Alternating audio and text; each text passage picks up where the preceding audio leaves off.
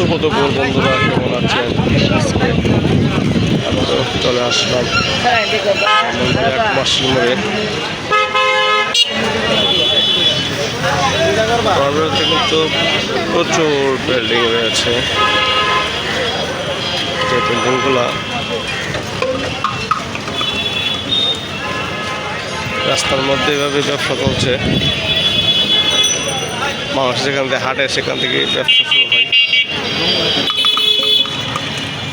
এই যে বিভিন্ন টাকা দখল করে ফেলতেছে।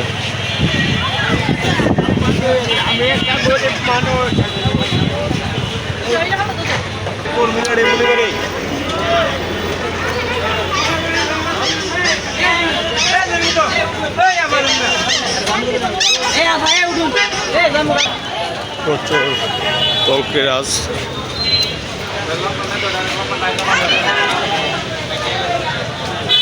নাম্বারটা স্যার আমার দ্বারা লক করো গা।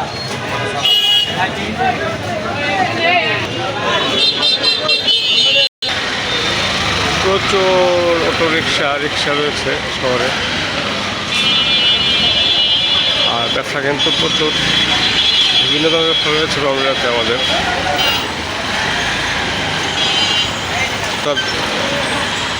যে যেমনি পারতেছে ব্যবসা করতেছে।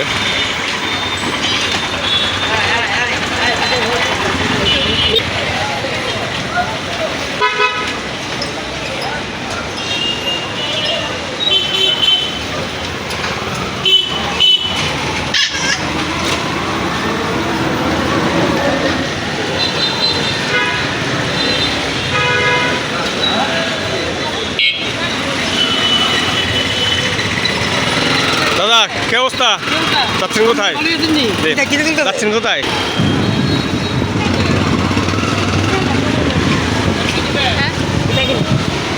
বিশেষ করে ব্রহ্মরাতে হাসপাতালের ব্যবসা, বাড়ির ব্যবসা, যে বিল্ডিং রয়েছে, তারপরে ওষুধ ফার্মেসি, এগুলো কিন্তু চমৎকার চলে। যে ভাইয়া এখানে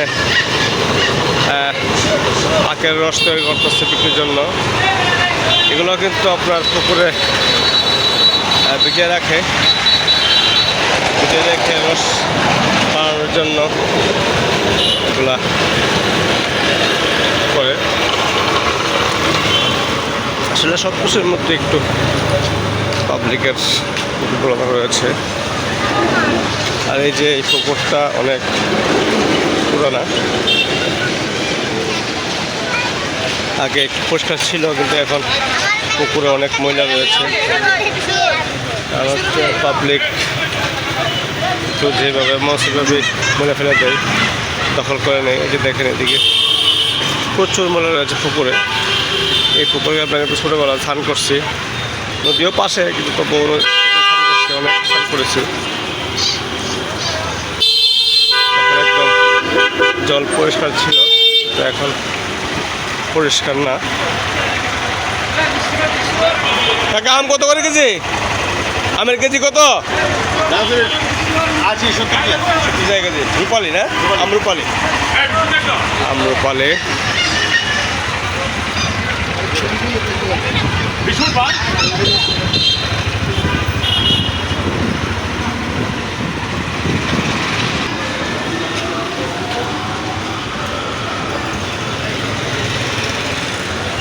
রাস্তাগুলি খুব সুন্দর হয়েছে এখন। আগে অনেক বাঙ্গাসার ছিল, পাড়ার যে রাস্তাগুলো রয়েছে অনেক প্রশস্ত করেছে এবং অনেক সুন্দর করেছে, অনেক মজবুত করেছে।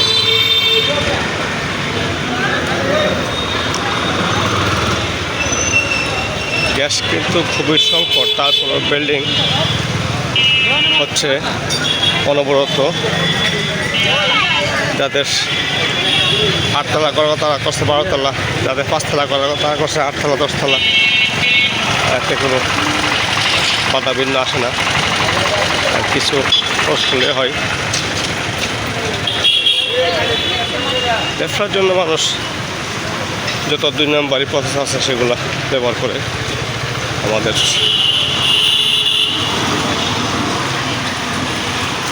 এই দেশে। বিশেষ করে সত্যি কথা বলা যায় না, বললে অসুবিধা, কারণ সবাই সবার মতো করে চলে।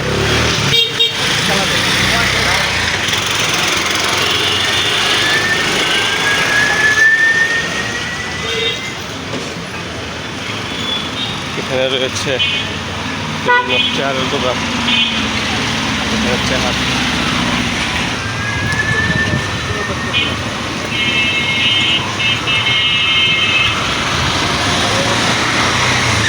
বাসা কিন্তু ভাড়া খুব ভালো চলে ব্রাহ্মণবাড়িয়াতে। তাছাড়া ব্রাহ্মণবাড়িয়ার যে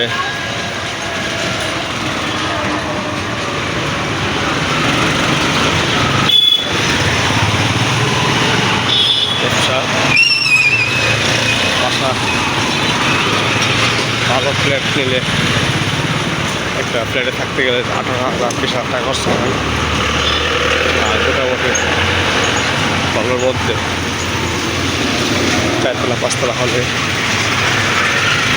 12,000 টাকা খরচ হয় এলপি গ্যাস নিয়ে।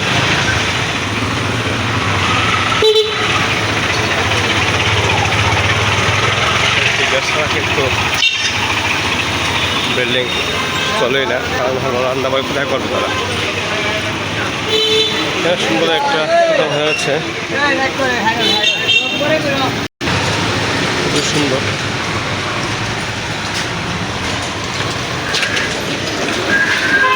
পানি সার্ভিস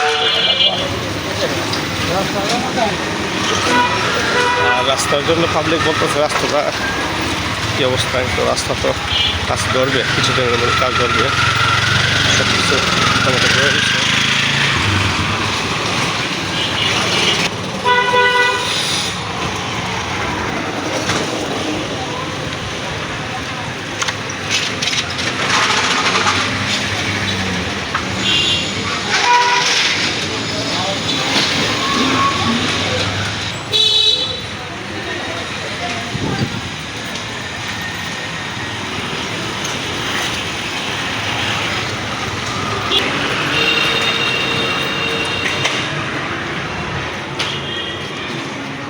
এই পাইকপাড়াতে কিন্তু কিছু ছিল না, শুধু চিকন রাস্তা ছিল। আজকের থেকে 20 বছর আগেও খুব কয়েকটা টিনের ঘর ছিল। তো এখন বিল্ডিং আর বিল্ডিং, এই জায়গায় বিল্ডিং আর বিল্ডিং, বিল্ডিংয়ের কিন্তু অভাব নেই এই ব্রাহ্মণবাড়িয়াতে। একমাত্র কারণ হলো বিল্ডিংয়ের ব্যবসা খুবই জমজমাট। যাদের টাকা আছে তারা বিল্ডিং করে নেই, কিন্তু মোটামুটি ভালো টাকা পয়সা আসে। তারপরে যে একবার পুঁজি খাটাইলে আর টেনশন করতে হয় না, যেমন তার 4-5 পিঁড়ি বসে খেতে দিতে পারবে। যতদিন যাচ্ছে ততদিনই ব্যবসার চাহিদাটা বাড়ছে।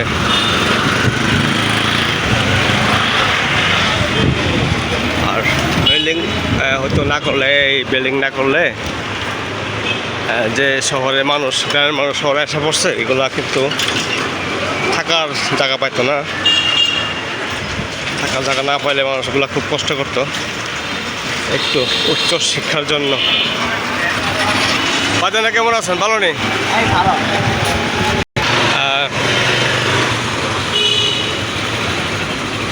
গ্রামের মানুষগুলো আসলে শহরে চলে আসার কারণ হলো একটাই, যে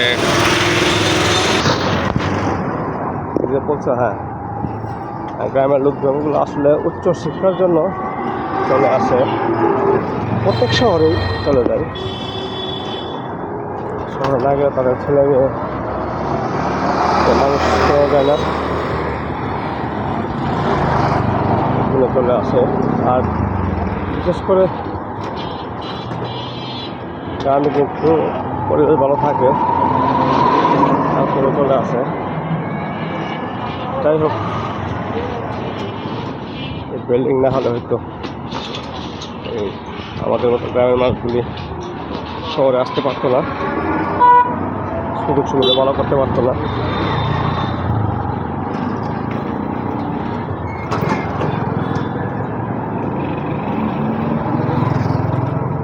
যারা বিদেশে যায় উচ্চশিক্ষার জন্য তারা কিন্তু গ্রাম থেকে আসে,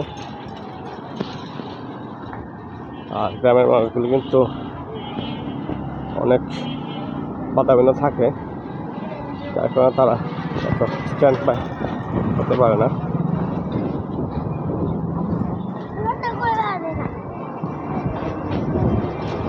যাই হোক, আজকের মতো এখানে ভিডিওটা শেষ করছি। সবাই ভালো থাকবেন, সুস্থ থাকবেন এবং লাইক কমেন্ট শেয়ার করবেন। ধন্যবাদ সকলকে, ভালো থাকবেন।